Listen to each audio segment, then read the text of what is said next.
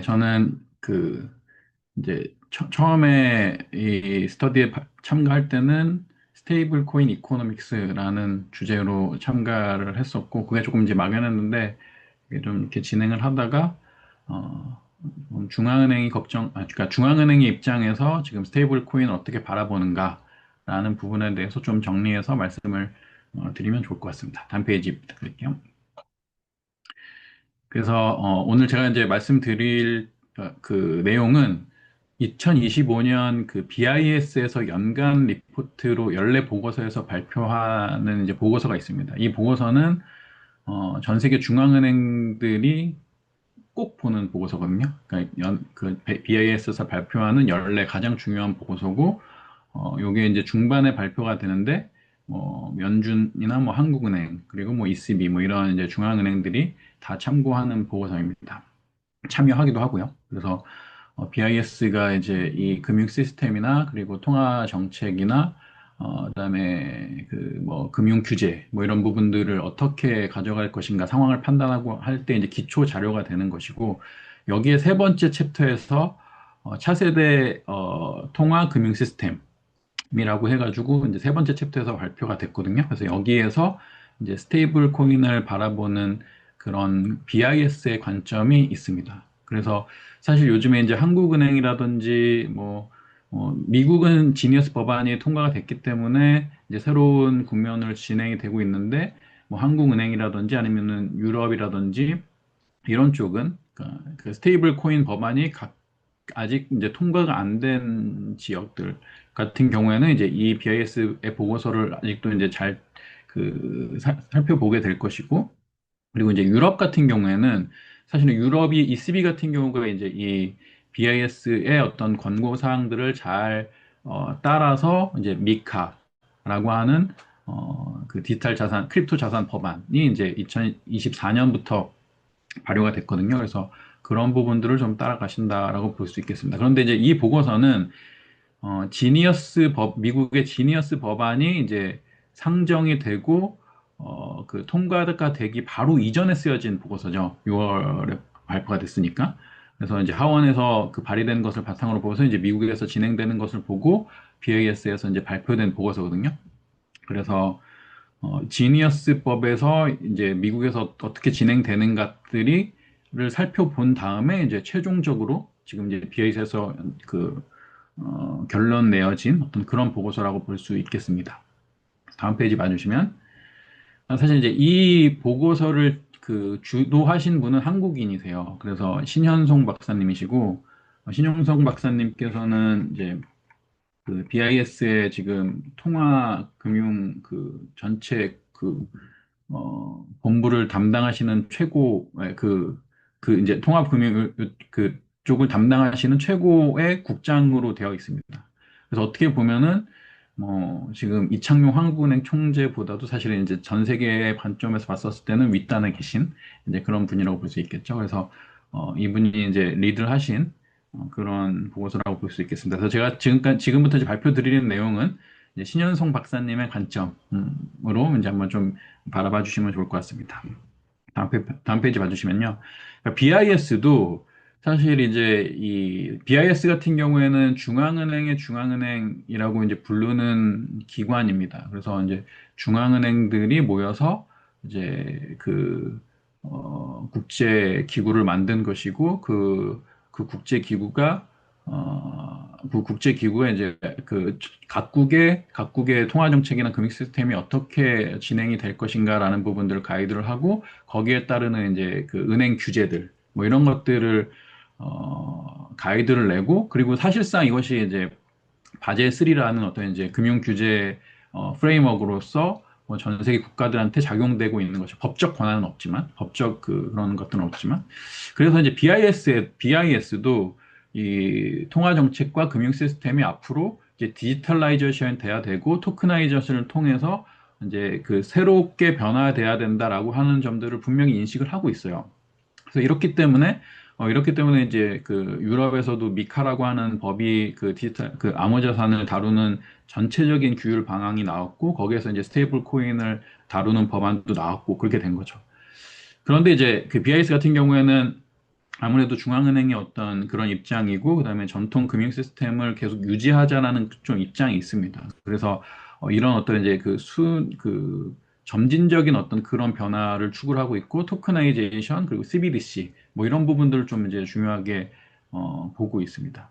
그래서 여기서 이제 1챕터, 2챕터 같은 경우에는 토크나이제이션이나 그다음에 디지털라이제이션으로 해서 금융 시스템이 어떻게 더 좋아질 수 있는가라는 부분들이 나와 있는 부분입니다. 이 부분들은 사실은 이제 많이 공유가 된 상태죠. 근데 이제 세 번째 이 챕터에서 스테이블 코인의 한계에 대해서 이제 BIS가 지적을 한 것입니다. 그래서 스테이블 코인은 이렇게 그 통화나 금융 시스템을 이제 21세기형으로 개선시킬 수 있는 그런 발전에 기여를 할 수 있지만, 근데 이제 통화 시스템의 핵심적인 수단이 되기 위해서는 좀 부족하다라는 이제 한계를 그걸 지적하고 있어요.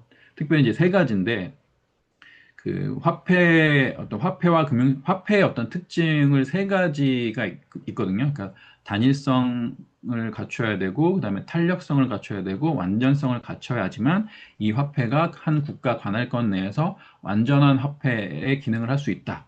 라는 점들을 이제 그 설명을 합니다. 사실은 이건 좀 전통적인 관점이에요. 전통적인 관점이고, 근데 이제 그 법정 화폐나 그다음에 그 법정 화폐에 기반한 뭐 은행권이라든지 뭐 이런 것들은 지금 그 현대 화폐의 단일성, 탄력성, 완전성 이런 조건들을 다 갖추고 있는데, 스테이블 코인 같은 경우에는 이것을 갖추지 못했기 때문에 사실 이제 이 그 화폐로서의 기능으로 작용하기에는 좀 부적절하고, 그래서 좀 철저한 규제가 필요하고, CBDC와 같은 어떤 이제 중앙은행에 관할하는 CBDC와 좀 같이 사용되어야 한다라는 이제 그런 입장을 얘기를 하고 있습니다. 다음 페이지 봐주시면. 그래서 이제 이 화폐의 단일성이라는 거 하는 것은 뭐냐면은, 화폐는 그 관할권 내에서 아무 의심 없이 똑같은 액면가로 받아들여져야 된다라고 하는 거예요. 그래서 이제 뭐 이런 예를 드는데, 뭐 신한은행에서 발행한 만 원이나 그다음에 우리은행에서 발행한 만 원이나 발행자에 따라서 이제 발행자에 따라서 이제 이 만 원이 그 다르게 사용될 거라는 것들을 의심하면 안 되는 거죠.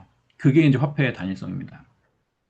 근데 이제 스테이블 코인 같은 경우를 보게 되면은 이제 이 그 디pegging이 발생이 되잖아요. 그리고 이 이제 페그를 안정적으로 유지하기 위한 메커니즘이 필요하고, 그런 것들이 이제 그 알고리즘 상에서 잘 안 되게 됐을 경우에는 이제 개입이 필요하고, 뭐 준비 자산의 요건이 필요하고, 이런 것들이 그 스테이블 코인은 필요하다 보니까 화폐의 단일성을 갖추지 못하고 있다라고 지적을 합니다.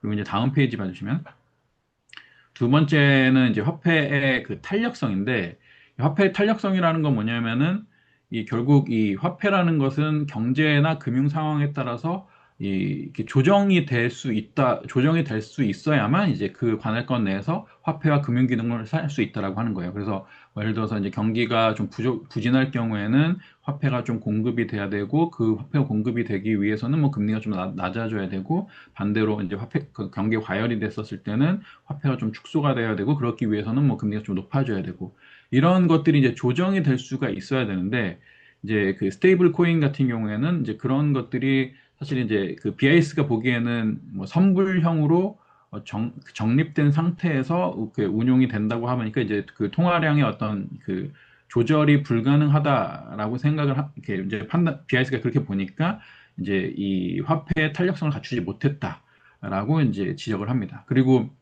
특히 이 화폐의 탄력성 같은 경우에는 결국은 중앙은행이 어떤 이제 최종적으로 결제를 하는 그런 상황들이 되게 됐었을 때 가능하다. 왜냐하면 이제 중앙은행이 통화정책을 운용을 하다 보니까. 그래서 이제 그 실시간 총액 결제 시스템 뭐 이런 것들을 하기에도 사실은 이제 블록체인 상에서는 블록체인으로 가능하다고 얘기는 하지만, 사실은 이 수많은 거래나 뭐 이런 것들, 그다음에 경기 상황이나 금융시장 상황에 따라서 이제 중앙은행의 어떤 개입이 필요한 경우에 이 총액 결제 시스템을 하기에 그 스테이블 코인이나 블록체인은 부적합할 수 있다. 뭐 이런 한계를 지적을 합니다. 그다음에 다음 페이지 봐주시면, 마지막으로는 이제 무결성인데, 이 화폐 제도는 신뢰성과 안정성, 뭐 법적 안정성, 제도적, 금융 시스템 건전성, 뭐 이런 측면에서 절대 완전 무결해야 된다라고 하는 거죠.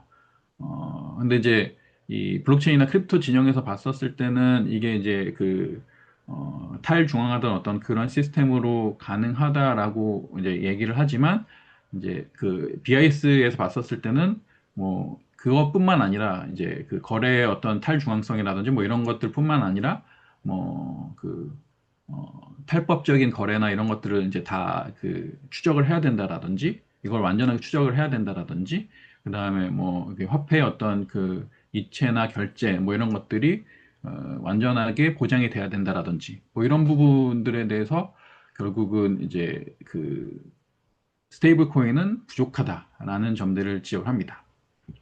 네, 그래서 이 다음 페이지 봐주시면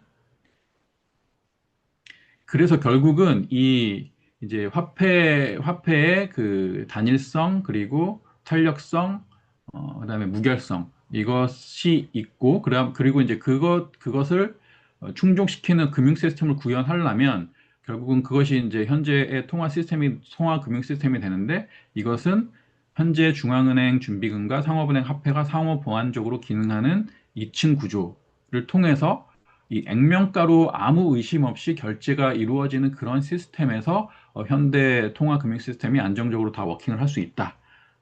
라고 이제 판단을 합니다. 이제 그런 측면에서 이제 스테이블 코인은 중앙은행, 상업은행의 상호 보완적 기능을 수행하지 못하고 통화 정책이나 금융 안정 장치의 연결고리가 부재하다는 점에서 한계를 지닌다라고 하죠. 그래서 이제 뭐 이 중앙은행의 입장에서 봤었을 때 이게 사실 뭐 한 몇백 년의 어떤 역사를 걸치고 그다음에 또 뭐 법적이나 뭐 이런 제도적인 그 보안 장치 뭐 이런 것들 그다음에 뭐 중앙은행의 어떤 진화 뭐 이런 것들이 다 그 진행이 그 완비된 상태에서 이런 것들을 갖춰야 된다라고 하는 건데 스테이블 코인이 주장하는 것들은 사실은 뭐 크립토도 마찬가지로 스테이블 코인도 그렇고 뭐 이런 것들이 완전하다고 주장하는 것들은 사실 아니긴 하죠. 네. 그래서 이제 다음 페이지 봐주시면은 이 BIS에서 굉장히 BIS나 아니면은 이제 전통적인 주류 경제학자 통화론자가 굉장히 중요하게 보는 논문이 있습니다. Taming Wildcat Stable Coins라고 하는 이제 논문인데 이거는 게리 고튼 예일대학교 금융학 교수 그리고 제프리 장이라고 하는 이제 연방준비제도 이사회 소속 법률 정책가 두 분이 2021년에 쓰신 논문이에요. 그래서 이제 스테이블 코인 논쟁 나올 때 테이밍 와일드캣 스테이블 코인에 대해서 이제 얘기들이 많이 나올 겁니다. 이것은 뭐냐면은 이제 와일드캣 뱅크라는 게 19세기 미국의 자유은행 시대를 의미하는 용어입니다.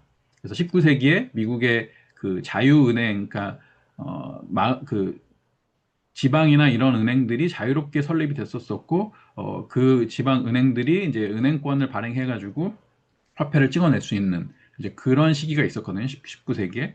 어떤 그 시기에 어떤 문제들을 보면서 이제 스테이블 코인이 그때 시기랑 좀 비슷하다라고 결론을 내리면서 이제 좀 강력한 규제가 필요하다라고 하는 이제 그런 입장을 좀 내고 있습니다.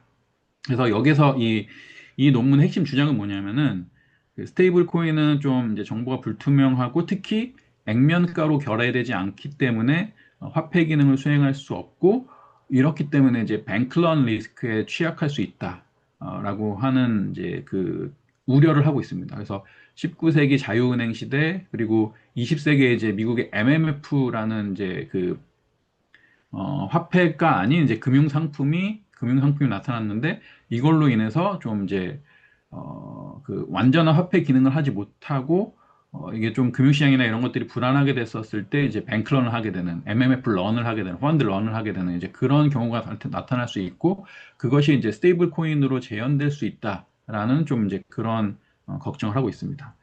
그래서 이것을 해결하기 위해서 이제 세 가지를 제안을 하거든요. 2021년에 이 세 가지를 제안을 하는데 첫 번째는 뭐냐면은 스테이블 코인 발행자를 은행과 완전히 동일하게 규제하자라고 하는 얘기고요. 그다음에 여기에는 그 예금 보험도 같이 좀 예금 보험을 하는 어떤 이제 그런 장치도 필요하다. 그래서 내가 뭐 그 5천만 원 정도를 여기에 이제 그 스테이블 코인을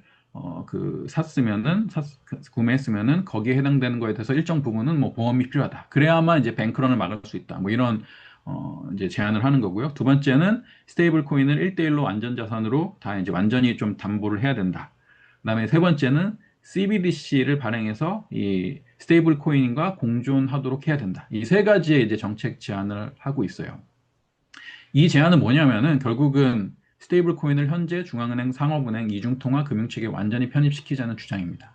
그리고 이것을 이제 디지털라이제이션이 부족하는 것은 이제 CBDC를 발행해서 이제 그 점진적으로 좀 개혁해보자라는 이제 그런 얘기를 하고 있는 거죠. 다음 페이지만 주시면. 그래서 이 2021년에 요 두 분이 이제 스테이블 코인 규제 옵션을 제안을 한 거예요. 그래서 이분들이 걱정하는 거는 결국은 이제 액면가로 달성을 해야 되고, 액면가로 다 이제 의심 없이 이 스테이블 코인을 쓸 수 있어야 되고, 그리고 이제 뱅크런을 방지할 수 있는 그런 조치가 필요하다라고 하면서 그 보험된 은행 규제 내에서 스테이블 코인을 발행해야 된다. 아까 첫 번째 얘기했었던 그 완전한 은행 규제를 해야 되고, 그다음에 예금자 보호 조치도 좀 도입을 하자. 그다음에 이제 두 번째는 스테이블 코인을 미국 국채나 중앙은행 준비금으로 1대1로 완전 담보화시키자. 그다음에 세 번째는 스테이블 코인을 중앙은행 디지털 화폐로 이제 공존 좀 대체하는 방법을 하자. 이렇게 됐었을 때 이제 스테이블 코인의 뱅크런 우려가 덜 수 있고, 그다음에 액면가로 계속 이제 의심 없이 그 관할권 내에서 사용할 수 있다. 라고 하는 이제 그 기능을 충족시킬 수 있다라고 하는 규제 옵션을 2021년에 낸 거죠. 그래서 이것을 보고 이것이 이제 이 그 주류의 어떤 그런 입장에서 받아들여지게 되면서 BIS에서 이런 이제 논의들이 있게 되고, ECB에서 미카라고 하는 이제 그 암호 자산과 스테이블 코인을 다루는 법안이 2022년에 만들어지고 작년부터 이제 시행이 되게 되는, 이제 그렇게 이제 진행이 됐었었고, 트럼프 대통령이 당선되기 이전에 미국의 민주당 정부도 사실은 여러 가지 논의가 있었지만 이제 그 BIS 논의를 좀 따라가려고 하는 이제 그런 측면이 있게 됐었죠. 근데 이제 다음 페이지 봐주시면은, 그래서 이제 이 고튼과 장의 입장은 사실은 이제 페드나 BIS의 입장이라고 하는 거고, 그런데 이제 트럼프 대통령이 당선이 되고 이제 지니어스 법안, 그러니까 미국의 공화당이나 뭐 일부 크립토 진영에서 조금 더 이제 전향적인 이 스테이블 코인 법안이 필요하다라는 입장에서 이제 계속 이제 논의가 되었었고, 트럼프 대통령 당선이 되게 되면서 조금 더 아주 이제 전향적으로 이 지니어스 액트가 논의가 되고 이제 7월에 통과가 되었죠. 그래서 뭐 지니어스 액트는 이제 트럼프 대통령과 뭐 스캇 베센트 뭐 재무장관 뭐 기타 지금의 이제 크립토의 정책을 주관하는 이제 그런 입장이 좀 받아들여지게 된 거죠. 그래서 이 규제를 좀 비교를 해보게 되면은 고튼과 장이 얘기했었던 보험된 은행 규제 체계 내에서 스테이블 코인을 발행하자고 하는 거는 완화됐죠. 지니엑스 액트에서는. 그래서 지니엑스 액트의 이제 발행자 규제를 보게 되면은 예금 보호 은행의 자회사, 그리고 연방 규제 기관의 승인을 받은 비은행, 무보험은행, 외국은행의 연방 지점, 그리고 요런 은행, 그다음에 이제 발행자에게 10억 달러 미만이 될 경우에는 주인가 비은행 발행자. 그래서 주별 규제 인증이 필요하지만, 이런 이제 세 가지 유형의 그 허용된 발행자들이 발행을 할 수 있게 되는데, 이제 완전한 은행 체계에서 발행하는 건 아니기 때문에 조금 더 이제 완화된 발행제 규제라고 볼 수 있게 되겠죠. 그리고 이제 비금융업 공개 회사 같은 경우에는 이제 원칙적으로 제한되지만, 그래서 이제 테크 회사나 뭐 이런 회사들의 어떤 스테이블 코인의 발행은 원칙적으로 제한되는데, 뭐 예외가 있을 경우에 이제 그 스테이블 코인 인증심사위원회에서 심사를 해가지고 뭐 통과를 시킬 경우에는, 만장일치로 승인을 시킬 경우에는 이제 비금융원 공개 회사 같은 경우에도 스테이블 코인을 발행할 수 있다라는 이제 그런 입장을 좀 냈죠. 그 지니어스 법안에서는요. 그리고 이제 스테이블 코인을 미국 국채나 중앙은행 준비금으로 1대1로 완전 담보화하자라는 것들은 이제 그대로 이제 받아들여지게 된 것이고, 그다음에 스테이블 코인을 중앙은행 디지털 화폐로 대체하자, 공존하게 하자라는 것은 이제 그 미국의 만약에 반 CBDC법이 아직 완전히 다 통과가 되지 않았는데, 이게 통과가 될 경우에는 결국 이제 미국은 온리 민간 스테이블 코인 시장 전략으로 선회하게 되는 거죠. 그래서 이제 BIS나 뭐 다른 국가들 같은 경우, 다른 이제 뭐 미국이 아는 국가들 같은 경우에는 이게 미국이 조금 더 다르게 치고 나가네? 뭐 이제 이런 부분들이 이제 좀 달라지게 되는 그런 상황입니다. 그래서 다음 페이지 봐주시면은, 그 다음에 이제 뭐 이제 BIS가 걱정하는 것들이 있습니다. 뭐 그 통화 주권이 좀 약화될 수 있다. 특히 신흥국 그 비가시적인 형태의 달러화 확산, 그 스텔스 달러라이제이션이 발생이 될 수 있기 때문에 미국이 아닌 다른 국가들의 통화 주권이 훼손될 수가 있고, 그 다음에 금융시장 리스크가 뭐 이 안전자산, 뭐 미국의 국채가 대부분 안전자산이니까, 그러니까 미국의 국채 수요를 증가시켜서 시장 안정성을 높이는 효과, 결국 그 스테이블 코인으로 인해서 이제 미국의 국채 금리가 조금 더 하락하는 이제 그런 효과가 있는데, 만약에 반대, 대규모 환매가 됐을 경우에는 이제 스테이블 코인의 어떤 환매로 인해서 미국의 국채 매각이 나타나게 되고, 그러면서 이제 뭐 금리가 상승하게 되는 그런 리스크도 발생될 수가 있다. 그다음에 이제 세 번째는 은행 시스템과의 상호작용에 대해서 우려를 합니다. 그래서 상업은행이 자체 스테이블 코인을 발행하게 되면은 이는 예금 보험이 되는 그 은행의 예금과 그 다음에 스테이블 코인과 또 이질적인 이제 그런 시스템이 존재를 하게 됐었을 때 이게 이제 어떤 영향을 미칠지 이 불확실하다. 그리고 이렇게 될 경우에는 결국은 이제 전통적인 이층 통화 시스템, 중앙은행과 상업은행이 작용을 해서 하는 이제 통화 금융 시스템이 균형이 무너질 위험이 있다. 그런 이제 걱정이 있죠. 그러니까 요 세 가지의 이제 걱정을 이제 것이 금융적으로 걱정을 하는데, 이게 이제 그 중앙은행이나 좀 이제 그 주류 경제학자들의 입장인데, 사실은 이제 뭐 개발자나 그다음에 그 테크니션의 입장에서 봤었을 때는 뭐 이거는 너네들 걱정이고 이렇게 되는 거게 되겠죠. 그다음에 이제 한국 같은 경우에는 외환시장 충격이 있을 수 있다. 그래서 대외 무역이나 결제 비중이 큰 국가들 같은 경우에는 이 스테이블 코인으로 인해서 자본 이동이 확대가 될 수 있으니까 뭐 이런 부분들이 이제 좀 불확실하게 나타날 수 있다. 이제 거기에 그것이 이제 걱정이 되고 있습니다. 그래서 이제 다음 페이지가 아마 결론이 될 것 같은데, 그래서 이제 미국의 지니어스랑 그다음에 EU의 미카, 그다음에 한국의 뭐 디지털 자산 기본법, 그다음에 안도걸 의원과 김은혜 의원이 발의한 이제 스테이블 코인 법안을 이제 보게 되면은 이제 그런 차이가 있습니다. 그래서 BIS에서 얘기했었던 것들을 준용하는 방식이 이제 EU의 미카인 거고, 미국의 지니어스 액트 같은 경우에는 발행자 조건이 조금 완화되고, 그리고 이제 준비자산 요건은 갖추고 있고, CBDC를 배제하고 있고, 한국 같은 경우에는 이제 결국 이제 디지털 자산 기본법 또는 뭐 이렇게 그 세이블 코인 법안이 나타나고 있는데, 사실 이게 조금 한국의 입장에서는 조금 더 이제 심층적으로 고민해야 되는 어떤 그런 문제가 있죠. 특히 이제 그 외환 변동이나 이런 것들이 영향을 미칠 수 있기 때문에, 그래서 이제 한국은행이 좀 신중하게 도입해야 된다라고 하는 입장은 사실 이제 이 BIS 그다음에 중앙은행의 입장에서 봤었을 때 그런 이제 맥락이 있다라고 봐주시면 될 것 같습니다.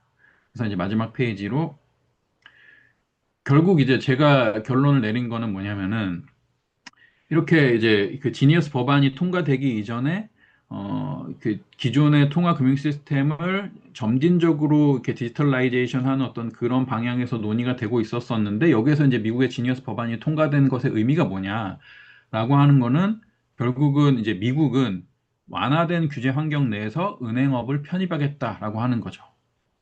그래서 발행자 자격 요건을 조금 완화시키고 예금 보험이 안 되는 어떤 이제 그런 스테이블 코인 금융 시스템을 도입을 해서 그런 어떤 이제 금융권을 이제 미국의 은행업 영역에 편입을 한다라는 이제 그런 의미가 있는 거고, 두 번째는 이제 금융 감독 권한을 좀 분산시키는 거죠. 어떻게 보면은 분산이라기보다는 이제 미국의 정부 주도로 좀 가져오는 거죠. 원래는 이제 기존의 중앙은행 그 연준 같은 경우에는 연방 정부로부터 독립되어 있고 국회에는 종속되어 있는 그 기관이거든요. 그래서 정부에는 독립되어 있는 기관인데, 여기가 이제 많은 권한을 갖고 있었는데 연준이 여기에서 이제 행정부나 그다음에 주 정부나 이런 데들이 좀 이제 권한을 이양받아 오는 거죠. 그래서 좀 이렇게 필요에 따른 어떤 이제 그 금융업을 좀 활성화시킬 수 있는 이제 그런 의미가 있게 되는 거고, 그다음에 이제 규제 차익의 해외 확산, 결국 이제 완화된 규제 환경이 존재하게 됐었을 때 뭐 MMF라는 어떤 이제 새로운 금융 상품이 미국에서 나왔었었고, 그 다음에 이 21세기에는 이제 스테이블 코인이라고 하는 이 완화된 어떤 규제 여건에서 나오는 이제 금융권이 나타나서 이제 섀도우 뱅킹이라는 이제 그런 유사 금융 서비스가 나타나게 되는데, 이렇게 되면 이제 규제가 조금 더 느슨하게 되니까 이제 사업자나 이런 입장에서는 여러 가지 이점이 있지 않습니까? 그래서 이런 규제 차익을 미국 외 지역으로 확산하겠다라고 하는 이제 그런 의미가 있는 것 같고, 그 다음에 이제 네 번째는 자본시장 접근성을 확대하는 건데, 스테이블 코인 서클이 상장이 된 거죠. 그래서 이 스테이블 코인 관련된 기업들을 자본시장에 상장을 시켜서 여기에서 미국에서 이제 미국의 증시에 상장을 하게 되면은 자금 조달이나 인수합병 뭐 이런 것들에 대해서 굉장히 유리한 조건을 갖게 되잖아요. 그러니까 자금 조달 요건을 제가 용이하게 되니까 밸류에이션도 굉장히 높게 받고, 그래서 이렇게 이제 스테이블 코인 관련돼서 이제 새로운 금융 생태계를 하게 됐었을 때 여러 가지 뭐 인수합병이나 또이 자금이 많이 필요하게 됐었을 때 이제 미국의 어떤 그 강점을 가져오겠다라고 하는 전략이 있는 거고, 그 다음에 여기 이 5번, 6번 같은 경우 좀 잠재적으로 볼 수 있겠는데, 결국 이제 지급 결제 청산 인프라를 블록체인 기술을 활용해서 전면적으로 재편했었을 때 이제 미국이 주도권을 갖겠다. 뭐 이런 의도가 있을 수 있고, 그 다음에 좀 더 나아가서는 크립토나 디파이 이런 시장에서 발생되는 파생 금융 서비스의 이제 단계적 잠재적 허용을 하겠다라는 입장이 아닌가 생각이 됩니다. 그래서 미국의 지네스 법안을 보게 되면서 이제 BIS는 굉장히 머리가 아파지게 된 거죠. 다른 국가들 마찬가지고. 결국은 지금은 이 의미는 뭐냐면은 21세기 디지털 머니 전쟁이 시작되는 그런 단계로 볼 수 있다라고 결론을 내렸습니다. 네, 제 발표를 마치도록 하겠습니다. 감사합니다.